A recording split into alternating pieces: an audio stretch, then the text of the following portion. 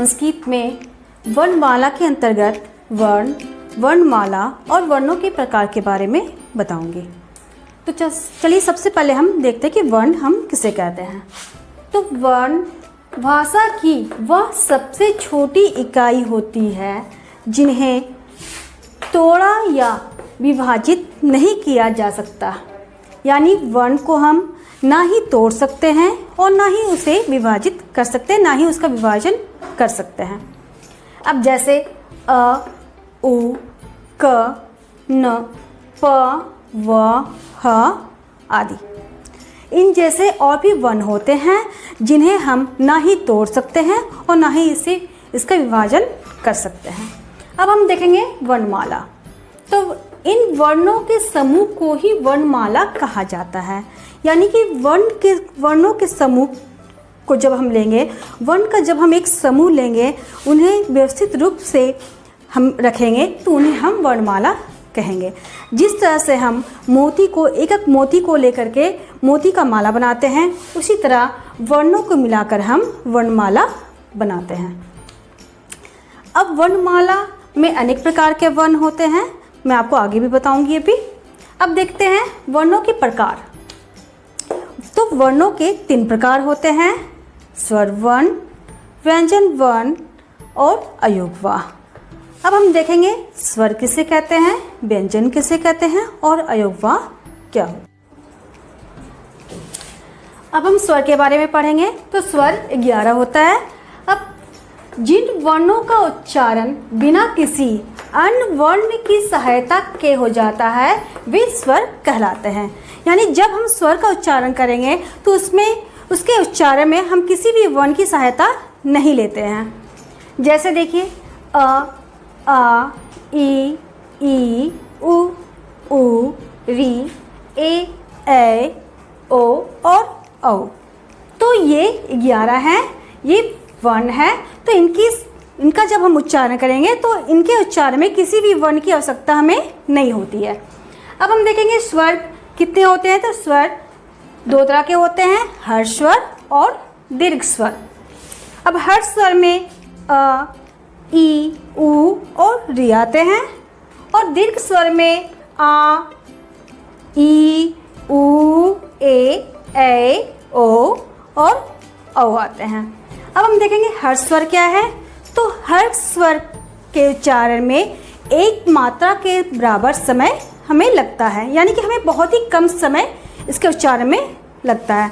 अब दीर्घ स्वर, तो दीर्घ स्वर का जब हम उच्चारण करते हैं तो इसमें 2 मात्रा के बराबर हमें समय लगता है, यानी कि हर्ष स्वर से 2 गुना समय हमें दीर्घ स्वर में लगता है।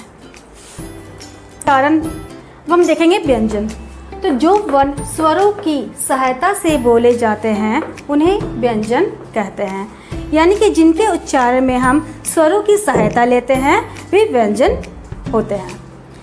अब व्यंजन 33 होते हैं। इन्हें हम 5 वर्गों में विभाजित करते हैं, कवर्ग, चवर्ग, टवर्ग, तवर्ग और पवर्ग। तो कवर्ग के अंतर्गत क, ख, ग, घ और अ आते हैं। चवर्ग के अंतर्गत च, छ, ज, झ और अ। टवर्ग के अंतर्गत ट, ठ, ड, ढ, अ और तवर्ग के अंतर्गत त, थ, द, ध, न। पवर्ग में प, फ, ब, भ और म आते हैं। अब हम और भी कुछ व्यंजन वो देखते हैं, जैसे है य, र, ल और व। ये अंतःस्थ व्यंजन के अंतर्गत आते हैं। और श, स और स और ह ये उस व्यंजन के अंतर्गत हम रखते हैं। अब है अयोगवाह। तो जो वर्ण ना तो स्वर होते हैं और ना ही व्यंजन होते हैं उन्हें अयोगवाह कहते हैं। अब जैसे यहाँ पे अनुस्वार को हम लोग इस तरह से डिनोट करते हैं, ऊपर बिंदी। एक उदाहरण मैंने यहाँ पे लिया है मयंक। तो मयंक है, यह के ऊपर बिंदी है, तो ये वह अनुस्वार, तो ये वह अनुस्वार का उदाहरण। अब है नेक्स्ट विसर्ग। तो विसर्ग से हम लोग इसे बिंदी से, 2 बिंदी से डिनोट करते हैं, जिसे हम प्रायः संस्कृत में प्रयोग करते हैं। अब इसका एक उदाहरण है प्रातः, तो यहाँ हमने विसर्ग लगाया है, तो ये विसर्ग का उदाहरण हुआ। अब हम देखेंगे संयुक्त व्यंजन।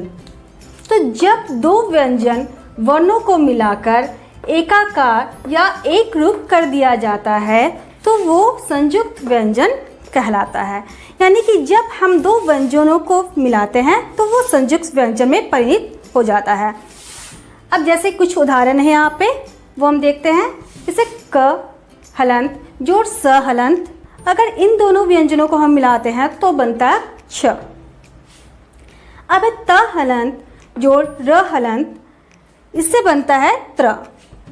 नेक्स्ट है ज हलंत प्लस ई, इससे बनता है ज्ञ। अब है स हलंत जोड़ र हलंत, तो ये दोनों मिलकर बनता है श्र। और लास्ट है द हलंत जोड़ य हलंत, इससे मिलकर बनता है ध्य। तो ये कुछ संयुक्त व्यंजन है जो आपको याद रखना होगा। इसके द्वारा आप वर्ण वियोजन और वर्ण संयोजन कर सकते हो, जो कि मैं आगे आपको नेक्स्ट वीडियो में बताऊंगी। अब तो ये आपको समझ में आ गया होगा कि वर्ण क्या है, वर्णों के भेद क्या हैं। धन्यवाद।